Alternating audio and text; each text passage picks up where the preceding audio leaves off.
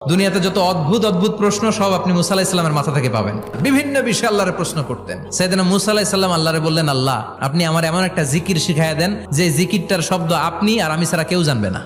দিনে রাতে সব সময় এই জিকির আমি করব, আপনারে ডাকবো, কিন্তু শর্ত হলো এই জিকিরটা জানবে শুধু আপনি আর জানবো শুধু আমি। আল্লাহ বললেন, মুসা পড়ো লা ইলাহা ইল্লাল্লাহ।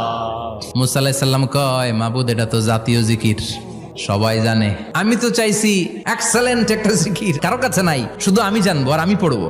আল্লাহ বললেন, মুসা এই লা ইলাহাকে যদি এক পাল্লায় রেখে দাও, তাম বিশ্ব, 7 আকাশ 7 জমিনটারে তুলে যদি তুমি আরেক পাল্লায় রেখে দাও, লা রাজাহাত কাফাতু লা ইলাহা ইল্লাল্লাহ, মুহূর্তের মধ্যে লা ইলাহার পাল্লা ভারী হয়ে যাবে। ও মুসা, তুমি যতই এক্সক্লুসিভ জিকির চাও, লা ইলাহার চেয়ে দামি জিকির আমার কাছে নাই।